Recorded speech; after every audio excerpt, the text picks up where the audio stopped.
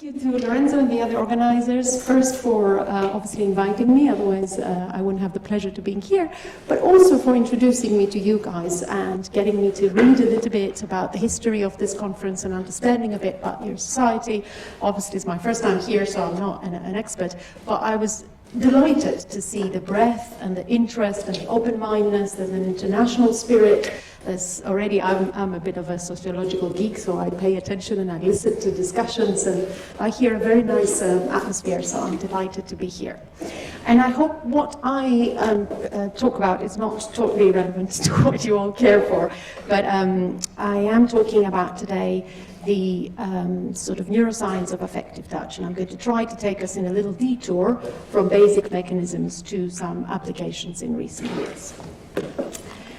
And it is true that when people go to museums, they have vision, they can see what's right in front of them, they can read the label, they know when artifacts originate from. And yet, we tend to be motivated to touch such artifacts to sometimes the detriment of the museums. But why would we want to do that? What is it that touch adds to all the informational richness that vision presents to us? And if you speak to most museum curators or anthropologists, they would tell you that somehow for the human mind, touch has a long history of giving us a sense of reality, and even more so, a sense of connecting to the past, a different kind of connection, maybe one we can't so easily find in vision or other sensations. What could that be about? Philosophers, as they tend to do, have written about it. So no other than René Descartes has talked about touch as the sense of reality. And again, a sensation that brings us in contact with the external world. And more contemporary philosophers, a kind of fact-checking sense, says Ophelia Leroy, so that when you're looking for something, even though you know where you put it, you're likely, even if you can see, you want to be sure by putting your hand in and make sure it is really, in reality, there. And salesmen, unfortunately, they know that very well, so they try to get us to touch things, and that increases the likelihood that we will buy products. Same in supermarkets, you will see that by the till. For kids, they put things at the eye level of kids, like candies, but also in proximity so that the kids can actually touch them. Mommy, mommy, I want this. It gets very difficult at the till. And touching also, of course, facilitates all sorts of social communication, including, again, informationally rich narrative or language-based communication. And we know from the study of human relationships that the quality of touch can tell us something about the quality of the relationship between the partners. And it seems that there is an increasing understanding in science that touch structures our relationships with other people in the same way that it structures the relationships between several animal species, particularly primates. So we know that primates need to do touch, and particularly grooming, for hygiene purposes. But the time they spent allo-grooming far exceed the time needed to clean each other. And it seems that, I hope some of you know this, it seems that when primates allo-groom, what they do at the same time as cleaning themselves is forming social alliances. So if you were to, let's say, be attacked, and we are allo-grooming partners, we clean each other, then I will defend you against Lorenzo attacking you, but I won't defend somebody else who we haven't allo-groomed. So the way we touch each other in the animal kingdom appears to have something to do with who our friends are. And people used some big data, simple approaches to see if some kind of topography of touch and structure of our social environment can be mapped. And they came up with these kind of maps that sort of show the kind of relationships you have in your life and where you would allow these friends, relatives, social acquaintances to touch you. And yes, there are cultural differences, but this just shows that you can map these things both within cultures and across cultures. But what always interests me about touch starts with development. And there's one, I believe, fundamental insight about touch that is so simple and mechanic I cannot, for the life of me, understand why it isn't more clear, the implication of this in the human mind. And I'm delighted you had a lecture by Anil this morning, because he already gave you a little bit of the background of predictive coding and all that, so I don't have to spend another slide on this. But we know, or we think we know, that the brain processes errors, right, to update its predictions, very simply put. And we know that this involves external sensations, exteroceptions such as visual, audition, discriminatory touch, but also interoceptions, sensations from my stomach.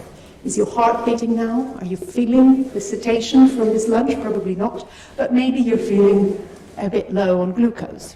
Actually, no, after lunch you're probably a bit high. Anyway, the idea is that when you're a baby, right, you're being born, and let's say you have jerky movements, and you do this. And as you do this as a baby, you're learning something very important, and that is that if you move, and you get these proprioceptive signals, and you hit an object of more or less these properties, you're going to feel the slight pain I'm starting to increasingly feel. You're going to hear this sound, and you're going to get resistance by a hard surface, right? So you get this multisensory input, which slowly, gradually becomes a predictive model, and now you've learned that next time you do that, even against your computer, you're going to get a similar kind of feedback. And so you learn. Now try doing that about hunger. Try doing that about thermoregulation. Try doing that about thirst, etc., etc. A human infant is as simple as this, cannot do anything to build predictive models of interoception without being touched by a caregiver. In the good old days, we just called it mothering. That's not gender appropriate now, so I have to find more elaborate ways to talk about this. But what I simply mean is we are born with the most prolonged motor immaturity from any other creature. We are dependent on our parents, yeah? And there's alloparenting, it doesn't have to be mother, I'm just making jokes, but the most common thing for the human infant is literally being fed by the mother's breasts and being supported by a social environment. And that social environment isn't just kind and socially stimulating, which is also very important because social brain will learn by others, etc. I trust you know this. But importantly, when it comes to knowing the inside of our body and linking it with what we can learn about the physical world and the social world, we literally need others as effectors. We need them to move. We need them to act. And of course, they need to read our minds, do other more complicated social things, mentalization, have a good attitude, respond to us. They need not to be stressed by life so that they can't respond to an infant, etc., etc. And all of this caregiving happens via touch, right? You can try, and I'm sure some of you one day will do it, generate a robot that can feed an infant, but we're not there yet, right? So most of these caregiving things require a parent to actually bring their body proximal to the infant and use touch to satisfy and change these interoceptive states so that the baby can go from the physiological arousal that was, let's say, hunger, to having food that somebody else gave it, to going, that's what I needed. Okay, I see. So next time I'm hungry, I'm going to look for that thing. Okay? And of course, we do know many other things about this, and that's where the confusion is. We do know that because of some of these needs and our fundamental motor immaturity, very prolonged, as we said, in humans, we may have a primary motivation to stay close to others. And some neuroscientists have speculated that this may have to do with sort of hijacking and repurposing our opioids, endogenous opioids, and other systems like the oxytocin system in order to make sure we stay close to our caregivers. And so that's the idea, I think, badly explored in adults with neuroimaging, that separation and rejection hurt. But what interests me is that there's an increasing understanding across species that as social separation can hurt, literally being rejected or separated feels painful, social touch can heal. And we know from the influential studies in Canada, mini studies, for example, that they are very specific cortisol mechanisms and other HPA axis mechanisms in the human and the rodent body that have to do with the following kind of paradigms. You take away touch, either peer touch or maternal touch, from a rat, and that causes massive problems. So these kind of rats, if you leave them like this without tactile stimulation, even if you feed them very well and you give them other types of stimulation, they will get more ill and they would die sooner. But you can reverse all of that and their physiological mechanisms by simply re-providing the touch. And this you can literally turn on and off the expression of the genes. So it also has clear, one of the best studies example in the very controversial field of epigenetics. We also know about the sympathetic system, the parasympathetic system, and the balance once you provide touch during stress or even at rest, and the effects it can have on other interoceptive variables. And we know more and more, particularly in animals, with really good models about neuropeptides such as oxytocin and their effects if you have touch. So when you provide these animals with touch, you have all sorts of biological mechanisms, down-regulating stress, down-regulating pain, and doing this both short-term and long-term. And so we're starting to have an interest in these mechanisms also in humans. And how does it work? With more and more influential labs are starting to study what they call behavioral and physiological synchrony. So you get a father and an infant to do something together, and then you observe not just their movements synchronizing, but their interoceptive modalities synchronizing, such as, for example, the heartbeat. And you also see various relevant stress regulation, usually molecules, also synchronizing. And it feels like, and there's many studies now, very good evidence, that parents can transfer their physiological, their own bodily regulation to the children simply by touching them. There are studies showing how you change the heart rate of an infant if you give them a 5-minute hug. You don't have to talk, you don't have to do anything. And some of us will know the difference to an infant, how you train the vestibular system, as it were, if you hold an infant and you walk up and down, instead of putting them down, which causes the infant typically to cry. So we think that there's a kind of sensory motor and physiological synchrony goes on, so that literally these kind of adult systems of regulating one's own physiologically can be passed to the infant, so that the infants can build their own models of regulating their body. And this has been found to determine the kind of bond you have, parenting bond, and perhaps more interestingly, to predict cognitive and social and behavioral development, both in good terms and bad terms. And it's been studied more and more in the brain. So now we have a lot of hyperscanning, so we can see these effects in the brain. We can see how mothers, for example, and infants' brain areas synchronize as they're going through some behavioral synchrony paradigm. And what we've been doing in the past 15 years is saying, what if we don't use sort of classic social stressors, but we use an embodied stressor, pain. And we've been bringing partners and friends and confederates and health professionals and actually your own pet in our lab, and we've been playing around with various molecules, particularly oxytocin.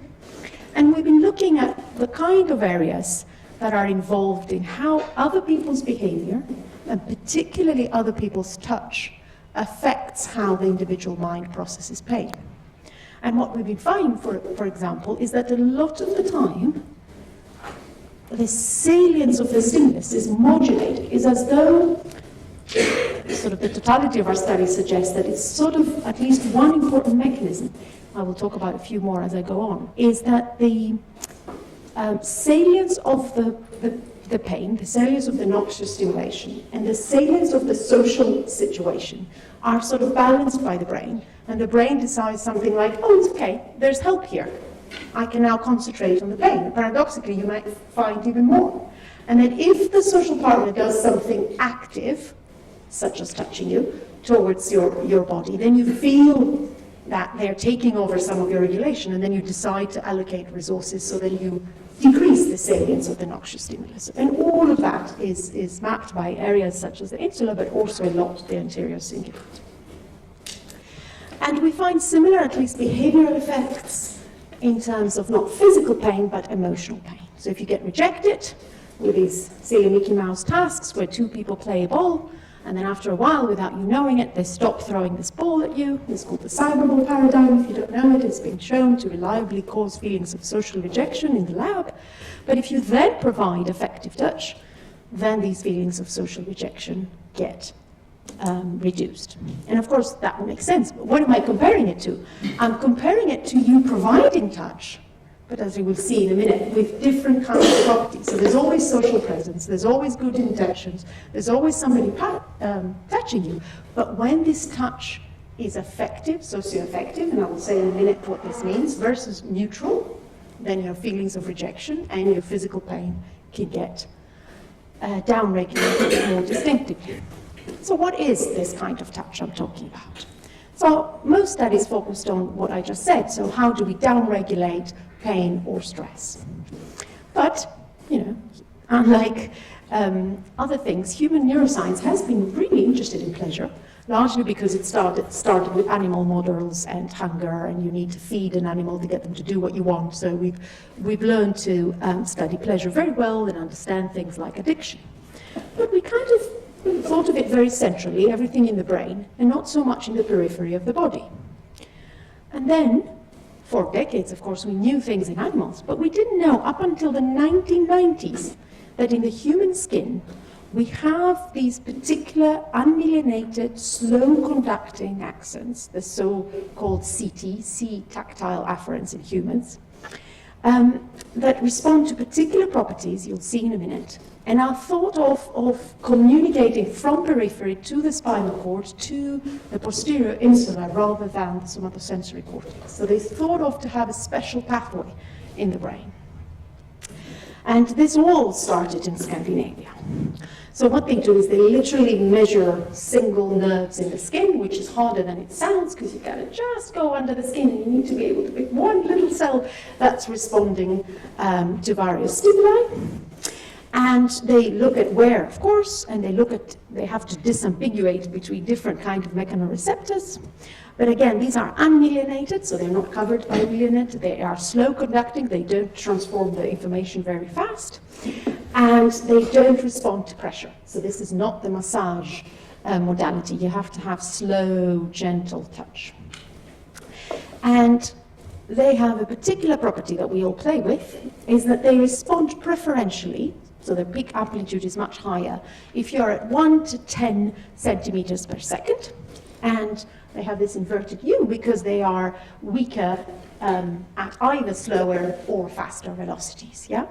And the same behaviorally. So if you take a person, any person, other than studying their cells and how they fire, and then you do the exact same stimulus across all these speeds, and you ask them for simple pleasant ratings, you will see the same inverted U curve around the same velocities. Yeah? So on the basis of this correlation, we started that story that there might be some specialized mechanoreceptors for tactile pleasure in the brain. The story, as always in science, is not that simple. Why would it be? There isn't a direct pathway for nociception. You know, you don't go one stimulus in the skin, one stimulus in the brain, but still, I've been doing this in the lab for 10 years now. In any average group, across most cultures that we see in London at least, on average, more people will give you pleasure for these speeds than any other tactile speeds or pressures. And what about the central representation? So if you look at the majority of neuroimaging studies, it seems to so far hold so that if you have faster or slower speeds, they are, their first relay is in primary and then secondary somatosensory cortex. But if you look at this modality, i.e. the right velocities with the right force, then you see that you get the biggest representation in the posterior insula. And the same with neuromodulation studies, where you can inhibit some things of the brain, so you can see more causally, you can have better inferences, not just correlations. And then again, you see that if you mess with primary or secondary somatosensory cortex, you do affect discriminatory touch, you affect the intensity of touch and your ability to discriminate, but you do not affect the affective qualities of touch. Obviously, the insula is too deep to do neuromodulation, but you can do lesion mapping. So we did this study a couple of years now in right hemisphere stroke patients, and we see that when they have damage selectively, on average, the greater voxels they have damaged in the posterior insula, the less likely they are to process the affective consequences of this kind of touch at the right speed. And so this is the story, and this ties with this idea that comes from other aspects of neuroscience, that this similar differentiation between discriminatory and affective aspects of a sensation may follow a kind of a separate anatomical pathway from periphery to the posterior insula. And that would be Badgred's work for the most part. Again, none of this is non-controversial. As time progresses, we're learning more and more about the modality, but a lot of it holds. And the idea put forward by some of these early authors is, but why do we have the CT touch, since we do get velocity information from classic discriminatory pathways, right? A beta, for example.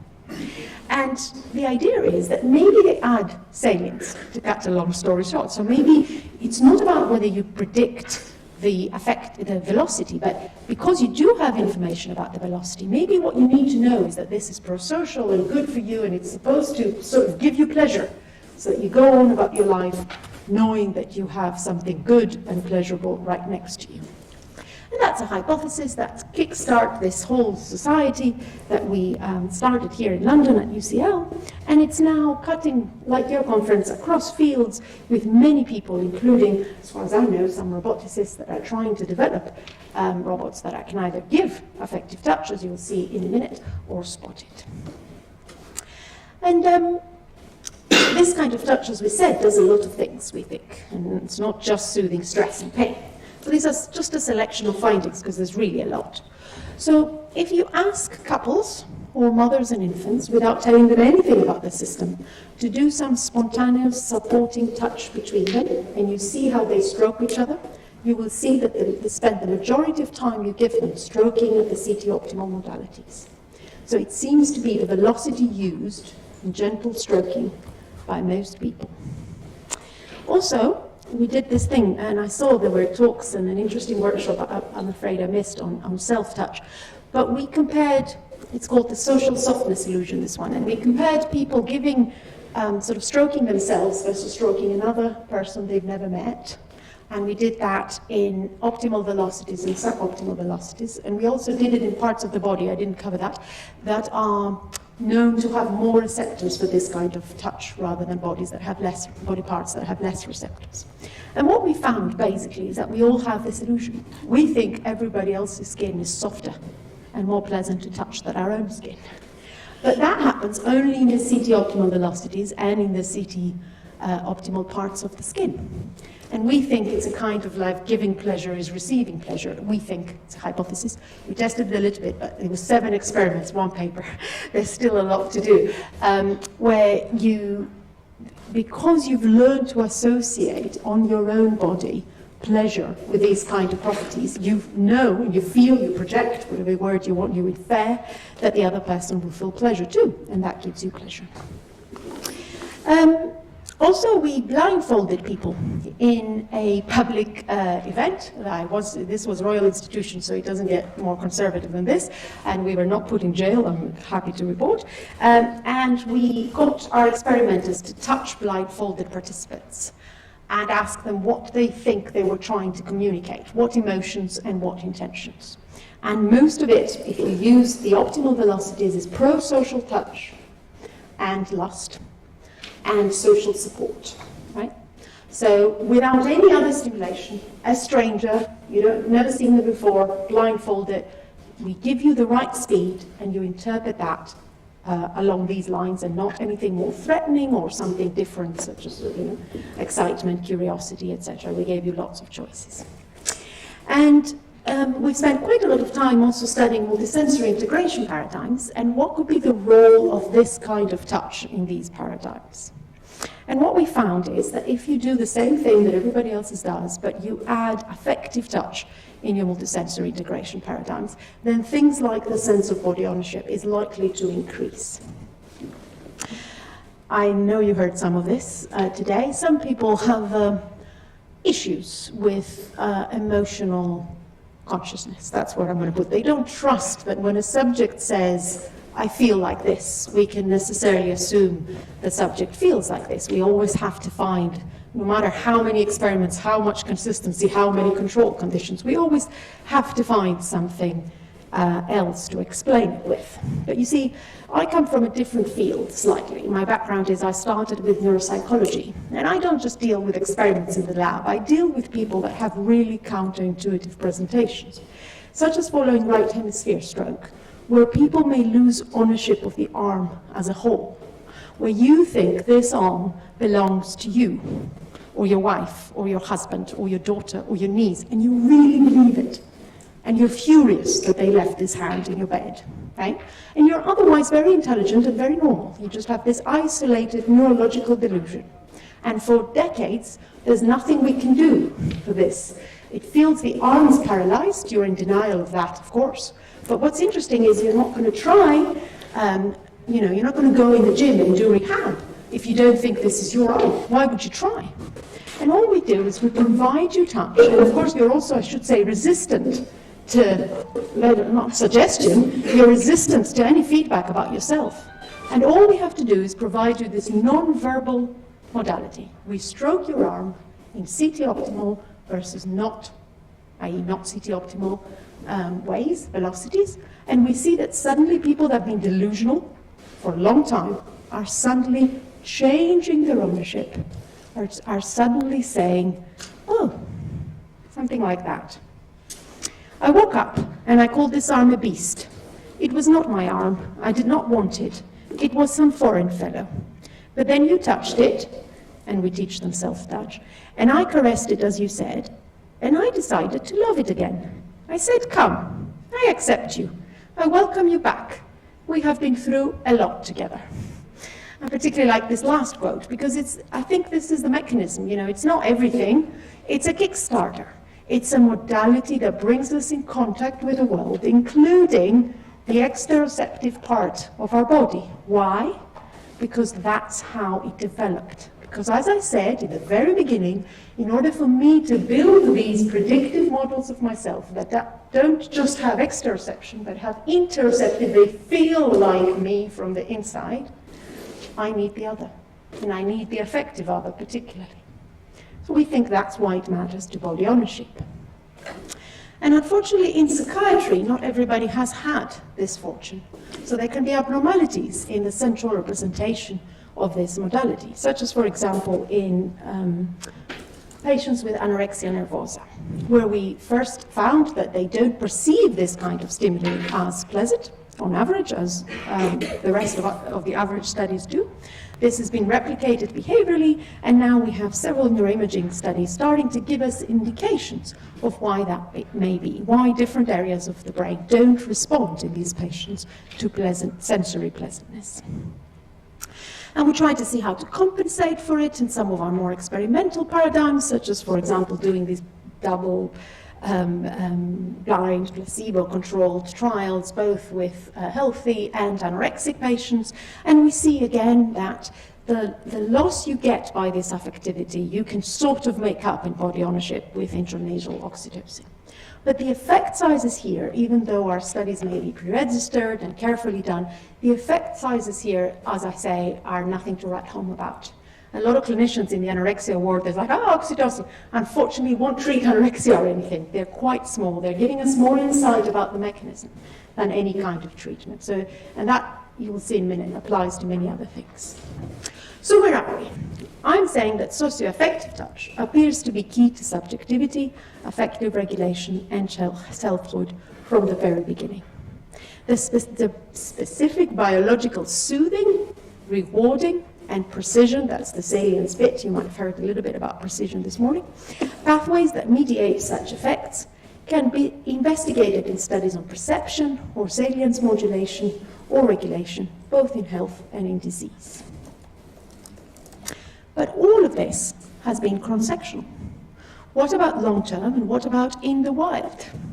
In humans, in order to study, as we do in animals, these mechanisms, as I said, we would have to deprive infants from their caregiving touch, which obviously you wouldn't do that, and the only time that happened was tragic, such as these famous orphanage cases where they've been studying. Of course, it's a more mixed effect, but you see this drastic effects on both psychology, physiology, and the brain. until COVID-19. So from the point of view of a touch researcher, COVID-19 was a disaster because, you know, we didn't have touch, but it was also, and we couldn't do any experiment at all, but it was also a kind of strange research blessing because the world suddenly became our lab. Because for the first time adults, other than the people in their households, they had to socially distance from everybody else. And as though the world was thinking of my control conditions, there is social media. So even though we were socially distancing, actually we weren't. We were socially interacting on Zoom or whatever all the time, but we were physically distancing. But of course, in Zoom there's no touch, not yet. I'm waiting for you guys to develop better systems for all that. You'll see in a minute. But we had the fortune at the time to be collaborating with the Wellcome Collection and with BBC Radio and the University of Goldsmiths and a few other universities, where we run the so-called touch test in the UK. It's a national survey where you ask people everything you can imagine about touch. And we got these 38,000 participants cleaned, right? You all know clean data. One thing we learned is that more women fill in surveys. So men, please fill in more surveys. And then we also ran another study because we needed to get the time right. Again, I'm afraid 70% women. And this is straight in the lockdown in particular countries that we can control the lockdown conditions. So we have 2 surveys on the effect of not having touch in your life. Well, first, how much did we miss touch as social distancing increased? So it's very easy. You see here the start of the very clear extreme measures in the UK, and then you see here once you enter lockdown. All of these, weeks by weeks, these are significant effects with quite good effect sizes. But zooming in, the actual lockdown, how much of these types of touch did we have before? And what did we miss? So before, you see we have mostly intimate touch. This is averages, of course. Then the blue is friends, and then the green is professional touch. And this is the UK context. Please remember this. We don't touch a lot in this country.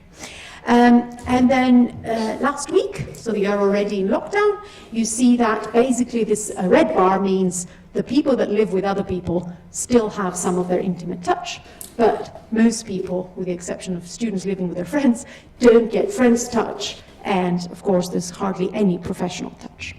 And if you ask, what did you actually miss? The interesting thing is that on average, even though some of us have intimate touch at home, we still miss intimate touch more. Right? So of course that also covers both housing situations. And we also significantly, the blue, missing touching our friends. And the blessing from a point of view of researcher, this isn't grand science. Survey will never be grand science. But it's nice because when I present this now to scientists, but also the public, nobody, raises an eyebrow. Now it's perfectly accepted that actually social touch has an important role in our lives. We actually miss touching our friends and even, occasionally, our colleagues. And what about the effects on mental health? Well, we found that the more intimate, but not friendly or professional touch one has experienced in the past week, the less they felt anxiety, loneliness, and the better their general mental health and our ability to tolerate isolation. And this is, of course, all of this is controlling for how many people you live in your household and all these things that would obviously influence your mental health for other reasons. And what kind of touch did we desire, did we think about and want during the lockdown? Well, intimate, clearly. So the more days of practicing social distancing, the more intimate touch is missed. And that's, again, even if on average we have that more. Whereas time doesn't change our need for friendly touch. And if anything, it makes us care less about professional. And I'm presenting mostly average, but just to say that we didn't just look at averages. We have looked at who are you and what, in terms of objective facts in your life, but also some characteristics. And an obvious one will be attachment styles. So what is your general cognitive schema about social relationships? And as you can imagine, it matters.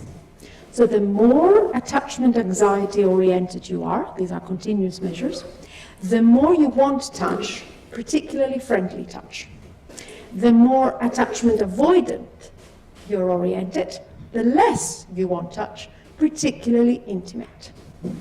People like to put value judgments on this, just don't. All of these things, attachment anxiety, attachment avoidance, they're in all of us. They've been adaptive. They've developed for a reason. So that's why we never categorize these things. They're not pathologies. They're the ways we cope, and they matter.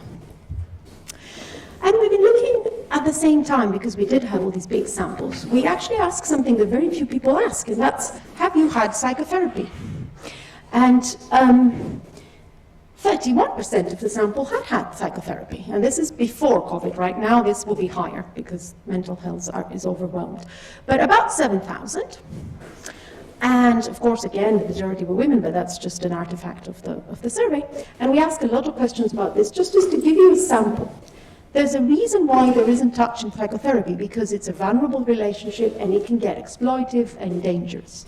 But despite all this, we don't have research showing that actually goes badly. And when we do this research in 8,000 people, we found that very few people, if any, less than 1%, have negative experience. Whereas about 10 to 20 actually say they had positive experiences and they like the touch.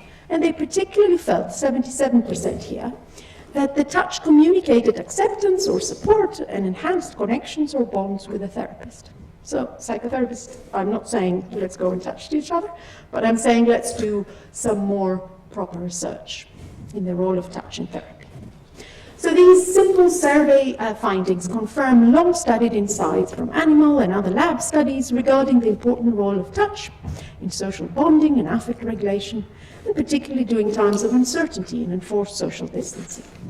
But what if we don't have access? After all, some of us were living alone during the lockdown. Can we substitute touch?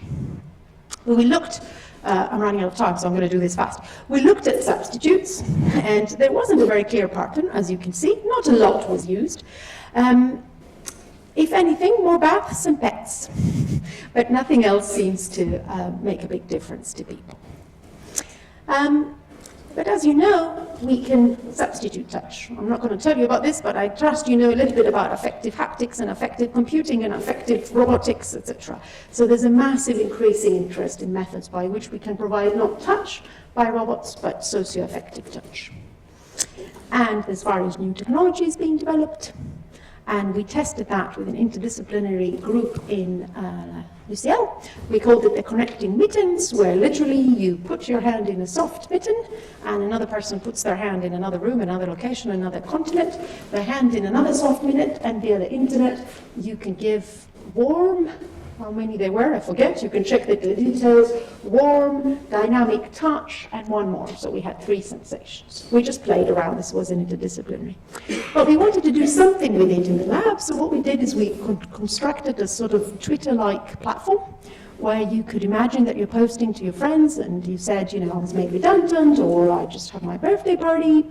So you had positive and negative things, and you got tactile emoticons. You got little hearts, or you got, you know, positive or negative feedback, and some of it was tactile and some of it was visual. And tactile, if you're looking for social support, works better. So entering tactile feedback in social media seems to be a good idea. And we also validated with another soft robotic equipment that you can provide the behavioral effects of CT optimal touch.